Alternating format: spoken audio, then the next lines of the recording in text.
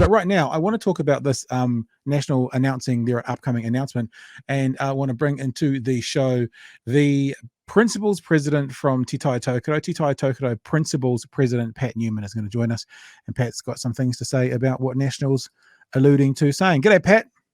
Yeah, g'day, mate. How are you? Yeah, doing good. Good to have you back. Yeah, you're becoming a regular. Yeah.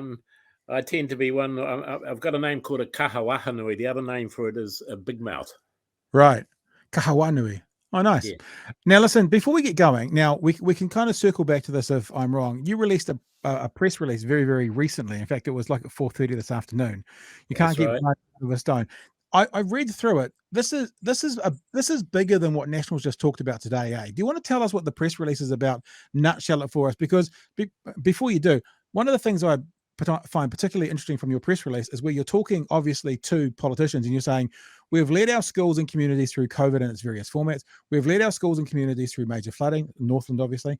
We have spearheaded the drive to get our pupils back into school. We have carried the stress and problems of our staff in COVID and flooding. We are teaching in classrooms because there are not relief teachers to cover sick teachers, and then running our schools into the dark of nights. Enough is enough. The old saying, you can't get blood out of a stone. Tell us about the press release. Why did you feel the need to write it, and nutshell what the whole thing's about? In a nutshell, I wrote it because of the number of principals, not just actually in Te Tai Tokerau, but throughout New Zealand, who are walking off the job at the moment. Walking off the job at the end of this term. Right. Walking off the job at the end of the Christmas holidays. Who are saying to me, we cannot handle this any longer, that the actual requirements on us are absolutely bloody ridiculous. Right. And what you didn't highlight in there was the first part, and that, which I think I talked about 13, I can't remember what's 13 or 12, it's one's for one and one's for the other. 13 major strategies that we actually have to, and policies that we're required to understand, to train our staff on, to get them up to speed all at once within the next year to 2 years. Right. On top of that, there's another 12 major changes in education from the ministry itself, etc., that we have to get our heads around and work with. And on top of that, we're still required to run our schools. We're still required to work with our whānau that are in dire needs, all those sort of things. And on top of that, I've got colleagues, and I said it in there, who are teaching 3 to 4 days a week when they should be released to run their schools, but they're actually in classrooms because we can't get relievers. Mm. And this is not just to Labour, this is to every bloody politician out there who think they know what it's like to run a school, yet they're sitting on their backsides in Wellington pontificating with the latest bloody idea and expecting us to instigate it. And yes, I am pissed off. And I'm sorry if I'm not sorry if I'm using this language. If it takes that to get through to the bloody idiots down there, and I'm talking about any politician that is actually thinking that you can expect people to bring in 25 major changes in a year and a half and run a school and expect staff to be able to do it, they're in bloody cuckoo land. Yeah. Well, we're here tonight to talk as well about the National Party, but you're talking about Labour. Some could say they're in cuckoo land all the time. Let's not beat around the bush. I mean, we always like to play each ball on its merits. Let's throw some comments towards the incumbent Labour government and what they're doing. So this is about what's happening right now. Why are all the changes? Why do they deem all these changes and all these new policies necessary? Well, I've got to be honest, and the 13 and the 12 have come out of Labour. All right. Yeah. So I'm not biased. Education is what I worry about, not whether it's Labour or National, and when we're talking education. But I am fed up also with National. They talk about the poor state of education. Well, if you go back 15 or 20 years ago when they instigated the thing called national standards, the professionals told them, if you do this, you will have the following results. And they took no bloody notice like politicians never, ever do. We are reaping those results now. We told them that you'll narrow the curriculum. We told them that the teaching would deteriorate. They destroyed education under it. Now they're bringing out a new version of it that's actually worse. Mm. Who the hell wants their child tested every year? What about the children who may be dyslexic or have a problem with testing, or the special ed kids, or the kids who have a bent in art or music or social studies or phys ed, and perhaps not quite as good in language or reading? Are they lesser kids? And I'm fed up with these politicians. And if you look at this one, you can see very clearly it's a typical example of a politician trying to get votes by going to the basis things of what people might vote for, rather than thinking about what actually is good for education. And we have it every damn time. Every 3 years, we're required to put up with nincompoop politicians coming up with their favourite thing to get votes. I just wish they'd think what's good for education, what's good for kids.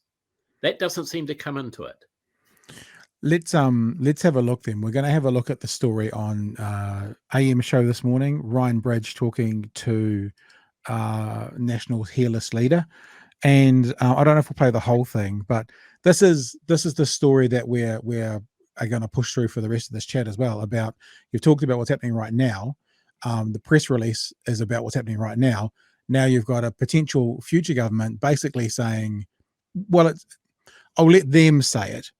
But it sounds like almost saying we're going to throw the baby out with the bathwater. So if Labour's bringing in these 25 new things, 13, 12, it sounds like National saying we're going to bring in all the new things. And I don't know how that's going to work in schools, but let's just have a bit of a listen to the conversation from this morning. Ryan Bridge speaking to Christopher Luxon about this on the AM show. From 7 o'clock, National plans to rewrite the curriculum, the school curriculum, if it gets into power after this year's election. The National Party leader, Christopher Luxon's here to explain what, why and how, with a press release out today. Good morning. Good morning. How are you?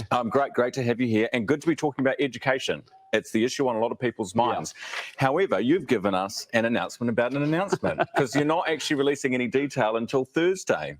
No, what we're talking about tomorrow is doing the basics brilliantly in education. And today, really, there's one piece of that we can talk about, which is how we actually make sure we set up our kids for success with really good maths, reading, writing and science curriculum. So let me guess, you're not going to tell me what you're going to announce tomorrow, are you? I can tell you one piece of it. Okay, what's that? Well, this is this point, which is, and I'm pleased we are talking about education, because to me, this is probably the most alarming thing that I've encountered in my 2 years in politics. Here we sit in a developed country. His PR people need to tell him to stop mentioning he's only been in politics for two years, because I think that's one of the things people are struggling with him, that he's not experienced in what he's doing. But that's an opinion side point for me. We've got poor attendance rates, but importantly, we've got really poor academic achievement results. And our results have actually been slipping relative to past New Zealand students over the last 20 years, and also relative to other countries. And last year we saw that only 2/3 of our 15-year-olds could pass the most basic maths, reading and writing test. And that's really alarming to me, because as I look at the future of New Zealand, we have a great country, we've got endless potential. But the key thing that will enable us to unlock and realise all of that will be having a world-class education system, so we can get a world-class quality of standard of living. So it's a really important conversation that we're having. Everyone agrees with you so far. So within your solution. Let me ask you this question, Pat. I'm going to stop partway through, because you brought up something. I remember when I was working in radio writing blog posts about national standards. National standards came in under the national government.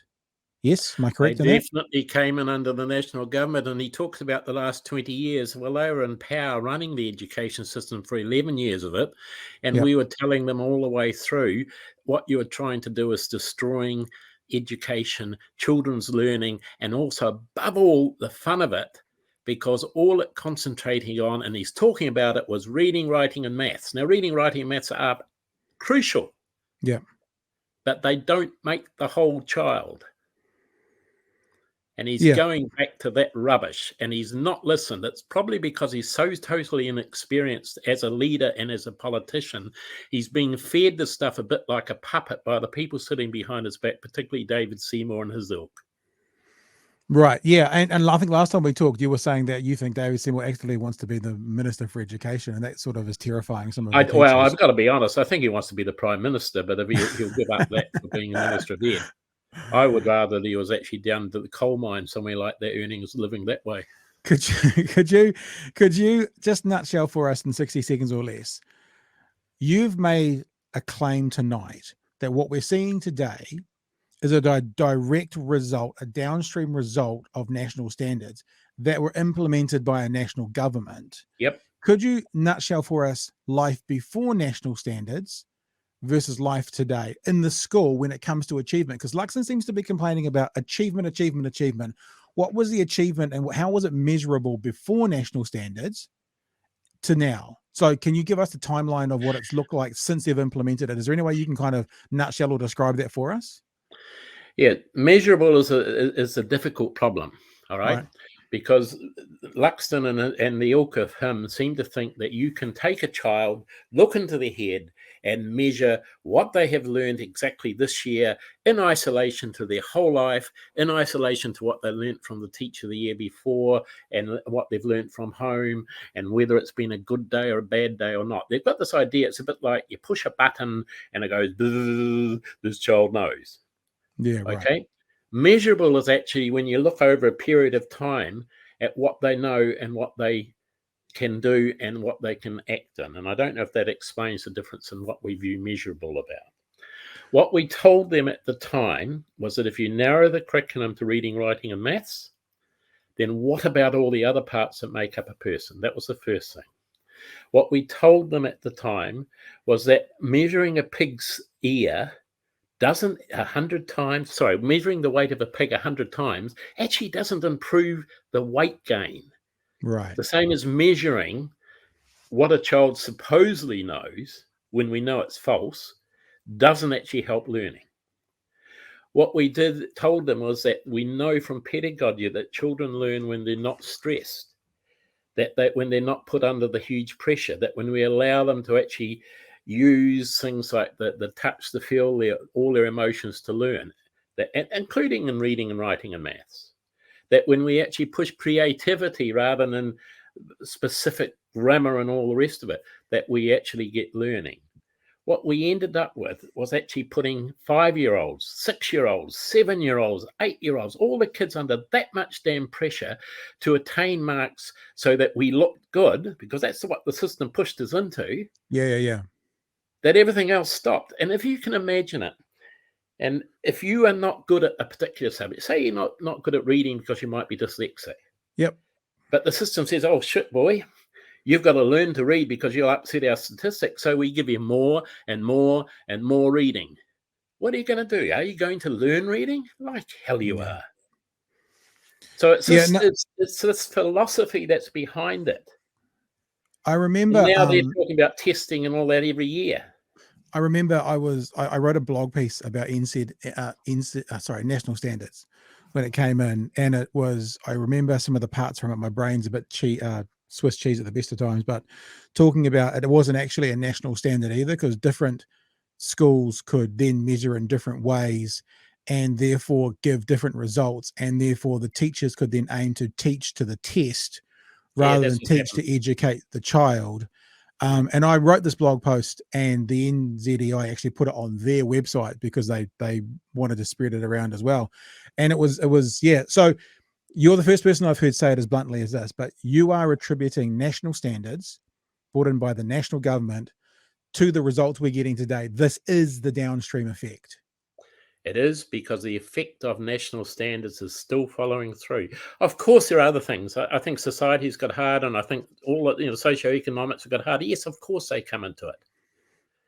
But they could have been actually covered a hell of a lot better if we were actually able in those years to teach the whole lot of the kids. I look at the teenage problems now, all right? And I'll attribute that to them too. Because where were those kids being taught empathy? Where were those kids being taught under social studies how to get on with each other? Yeah. Where were those kids being taught that people have rights? It didn't happen under national standards because we had to just do reading, writing, and maths. And it's again an example, and I really get angry that these politicians fly in, they grab some idea that will have popular vote without people thinking about it, and they force it on the system every 3 years. And it doesn't matter which party it is. I wish we were like Finland. They quote Finland, but Finland actually have an agreement amongst political parties that education stays out of the politics. Right, and they look at actually learning. But it seems that the politicians we have in New Zealand are too puerile to actually think that could be of benefit to the nation. Pat, let's play a bit more of this. Even though it might grind your gears to hear a bit more of it, let's play a bit more of it to see what Mr. Luxon's got to say. The one you're going to tell us about today is ripping up the curriculum and rewriting it. No. So what it is about is saying, look, there are 4 skills that we know that are really determinants of our success for our kids for their future. And that is making sure that they are really grounded in the basics of maths, reading, writing, and science. And what we're saying is at the moment, the curriculum for maths, reading, writing, and science is done in 3-year bands, essentially, is how the curriculum is written. It's quite loose. When I look at other countries like the UK or Australia, they have very definitive knowledge that they want to teach in each year on each of those 4 subjects by year. And so, for example, in Australia or England, you learn addition and subtraction in year 1. Here in New Zealand, you could learn that anywhere between year 2 to 5. Right. Algebra starts for British kids and Australian kids in year 5. For us, it can start anywhere between years 6 to 10. And the problem with that is threefold. One is you're never quite, from the student's point of view, they can get lost in that 3-year window of actually how are they progressing against that curriculum over that 3-year period. The teachers also, it's not as, they put a lot of extra work in on weekends and in the evenings trying to teach lessons, but rather because they don't have enough clarity about what they should be teaching to this year group at this time at this year. It sounds and the like same for parents. They don't really have a sense of whether their child's on track or off track. So who told you this? Well, Erica Stanford and I actually over the last year have been out and about meeting with school principals, meeting with academic experts, meeting with think tanks. So this is what schools want. So we're going to have the PPTA, the teachers' unions, we're going to have the principals' unions come out and support what you're But what I'd say is there are many schools that have actually, have quite good focus around it. But what we do need is a centralised... Notice you didn't say yes to that. No, it's just notice. Real clarity year by year, not in these bands of 2 or 3 years. Okay, so you said you're not rewriting the curriculum. It says here, today I'm announcing National will rewrite the New Zealand curriculum. With respect to maths, reading, science. So only those areas. No, that'll look. Now, I was being a bit facetious. I didn't get to say this today this afternoon on Today FM, so I'll say it now. I was being a bit facetious. If I wonder this evangelical Christian as well leader, if they're going to be rewriting the science curriculum, I just wonder how old the Earth's going to be and what happens to creation theory versus evolution with, this conservative government wanting to rewrite things. I know I'm not saying they're the same as MAGA at all, but you can see what happens when conservative politicians in places like America get involved in writing curriculums and what ends up happening. I do have a ponderance as to who's going to be the ones writing them and how we know that, the so-called change and where it's going to go. Anyway, I also wonder as well, like the idea of saying in year 1, you must learn X. What if child in class is not ready yet to learn X in year 1? Then they fail. Like that was a failing of national standards because we said everyone was ready at 5. I came through with pedagogy that said children are ready to read at different ages. Yeah. And we know, for instance, there's a difference between boys learning and girls learning to start off with. All right. We came through when we actually said there were more important things than just reading, writing, maths. Don't get me wrong, they're crucial, all right? But how dare a politician stand up there and say it's not important for children to learn actually how to get on with each other? No wonder we've got the problems we have. How dare he say it's not important that people who have strong strengths in our kids learn about art and to appreciate it, to express themselves, or listening to music or writing music. Is he thinking that because you're a politician, you're worth more than an artist, for instance, and all the rest of it? And I go back and you noticed he never, ever said that he had agreement with the unions, with the professional bodies, with any of the academics except a few picked favourite people. And I'm feeling very, very sad. I'd love the politicians to rewrite the curriculum. They'd never agree on it, so we'd never get a new one. Or like you say, if he came and talked to you about it and he visited your school, he might get a different experience than if he went somewhere I'm hearing, else. To be quite honest, from principals who have sent him invites, asked them to come and look at their schools, but because they don't quite fit what he's talking about, and he probably wouldn't understand what they talked to him about, he's never bothered to even reply. Hey, lastly, Pat, I want to make this really clear. I haven't given too many opinions in our chat because I'm actually going to play the conversation I had on Today FM next, right? So people are going to hear my thoughts in there. But the one thing that I want to kind of highlight as well is what he's setting up, right? Year 1, you do this. Year 2, you do this. Year 3, you do that. And I want to spell out, you kind of already said it, but I really want to spell this out. For kids that are, ready for that level, for kids who come from secure and safe homes, for kids that have food in their bellies and they're ready to go, for privileged kids, there'll probably be some level of fineness there. But for vulnerable kids, or for kids who are like dyslexic or have learning difficulties or whatever, this will be exponentially worse results than what he thinks are bad results now. What's worse is every year you'll be saying to those kids, you're a failure. Yep. Even though we know kids learn at different levels. He will be publishing stuff out to parents. The pressure on those kids at 5-year-olds, at 6-year-olds, and so on will be absolutely immense. It is worse than national standards, but the bloody buggers haven't learned. All they think is that this will give them some votes. And in actual fact, they are traitors to the future of our country because they are destroying our kids' futures, and they need to stop it. Wow. Yeah, look, I think that's a pretty good place to leave it, Pat. I thank you for joining us tonight. As you'll probably, if you're not aware, be aware now, you're always welcome to come have a chat with us. Te Tai Tokerau Principals President Pat Newman. Enjoyed speaking to you. Hopefully, though, you can go and have like a cup of chamomile now. We haven't worked out too much. You'll be able to get to sleep tonight. I'm all right, mate. I've been dealing with these idiots down there for 40-something years as a principal.